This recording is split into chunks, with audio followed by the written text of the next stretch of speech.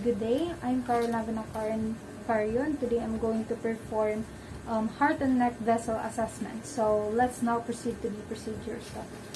Today, ma'am, I'm Carla Carion. I will be your student nurse for today. So before anything else po, may I verify first your identity? Please state po your full name, your age, and your birthday. Okay, thanks so much. May is your tag, ma'am?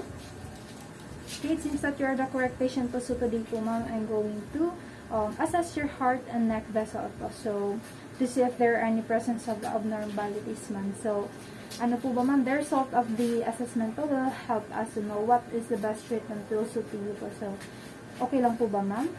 Okay, are you comfortable with it? Okay, so you can cooperate, ma'am, by following my instructions or answering my questions later. Okay, thank you so much. And then after that is, let's now perform hand hygiene.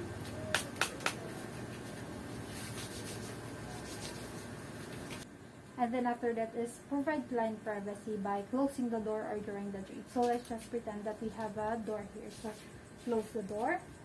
Then prepare the client. So make the client comfortable. So okay po, ma'am. So upo lang po tayo, ma'am. And make yourself po, ma'am, comfortable during the assessment. Okay po ba? Okay, thank you so much.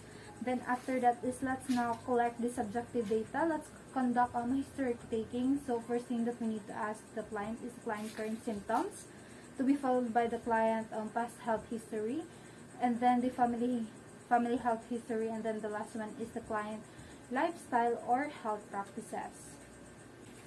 Okay, now so, and then let's now gather the equipment that we're going to use. So the equipment is already here.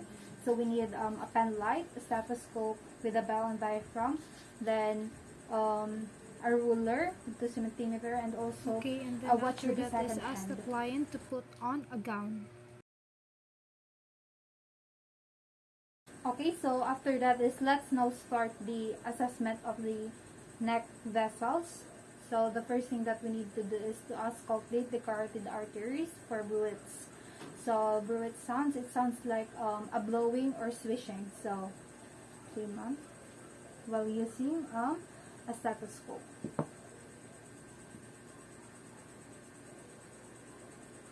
Okay, so just use the bell of the stethoscope.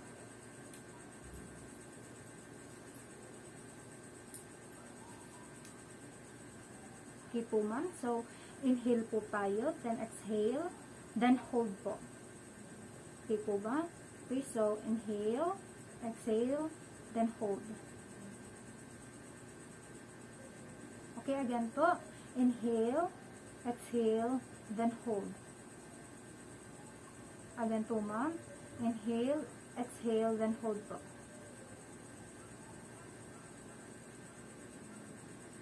Okay, the other one po, ma'am. So, inhale po.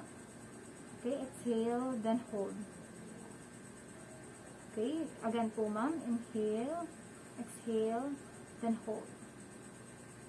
Okay po, again po. Inhale, exhale, then hold po. Okay, thank you so much po, ma'am. Okay, after we auscultate the carotid artery, let's now palpate the carotid area. So while using the index finger and the middle finger, don't use your thumb. So palpate it lightly and avoid put too much pressure on the carotid sinus area. So okay, I will start now palpating, ma'am. Okay, so dito. Okay.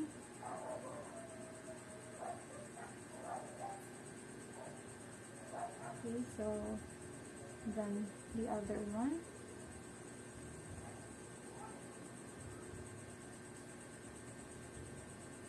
Okay, thank you so much.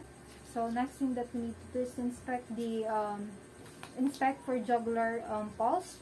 Then measure the jugular venous pressure. So the client must be in a supine position at 45 degrees. So, ma'am, higa po tayo. So, it must be a 45 degrees. So, then, iyan na yung client to look on the left side para makita yung ma-flex yung jugular pressure. So, tingin lang po sa left side, ma'am. Okay, so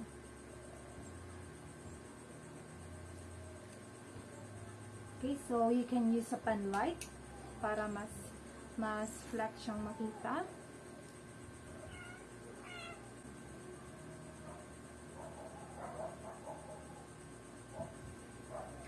Okay, so let's move on to heart assessment. So the precordium. So first is inspect for any visible pulsation. So inspect the chest of the client while the client is sitting. So okay. And then next is we need to palpate the apical pulse for its location, the size, duration, and strength. So it must be here. Okay, palpate.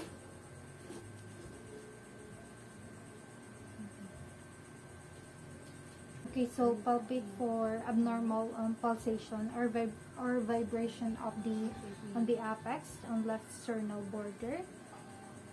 Okay, so palpate.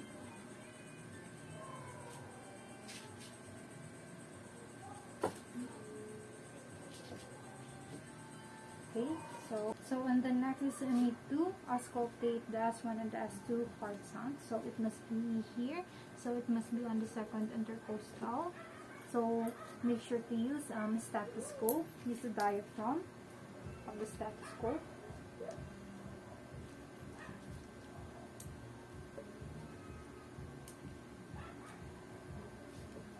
So okay, so let's now auscultate the S1 and the S2 for location, the sound and duration, the strength. Okay, so also auscultate for extra heart sounds like quakes, rubs, the lub-dub.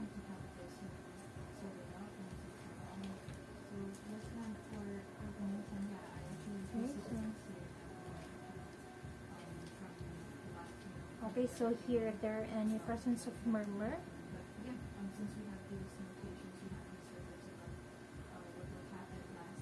Okay.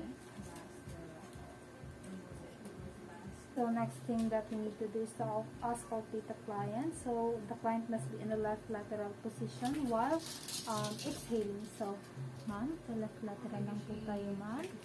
Okay, thank you so much po. Okay, so while leaning forward, then exhale po, ma'am. So it must be here. Okay, exhale po.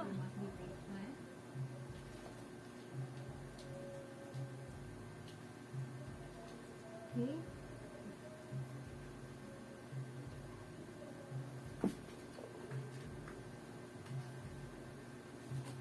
Okay, so after we collect all the data, all the findings, after that is document all the findings that we find on the client. Then after care of all the equipments, perform hand hygiene again.